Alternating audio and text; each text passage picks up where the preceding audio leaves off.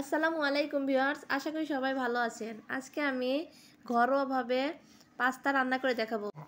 এই পাস্তাগুলো আমি ঘরে হাতে বানিয়েছি। এই পাস্তাটা রান্না করার জন্য আমি কিছু সবজি কেটে নিয়েছি। আমি এখানে গাজর, আলু এবং বাঁধাকপি এগুলো ভাপে সিদ্ধ করে নিয়েছি। এর সাথে আমি একটা টমেটো কেটে নিয়েছি।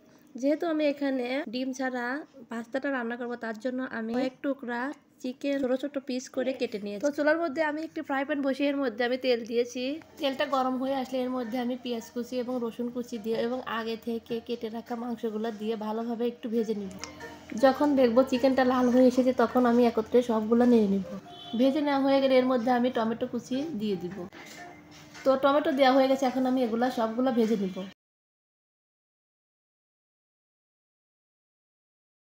আমি এখানে এক মুঠি সয়া সসও দিয়ে দিচ্ছি। তো এক মুঠি সয়া সস দেওয়া হয়ে গেছে, এখন এর মধ্যে আমি হলুদের গুঁড়া, ধনে গুঁড়া, মরিচের গুঁড়া, টেস্টিং সল্ট, গোলমরিচের গুঁড়া এবং স্বাদ মতো লবণ দিয়ে ভালোভাবে একটু নেড়ে নিব।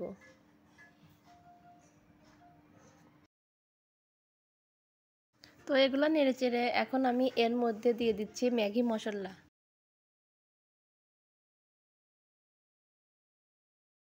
এখন আমি এর মধ্যে আগে থেকে ভাবে সিদ্ধ করে রাখা সবজিগুলো দিয়ে দিব।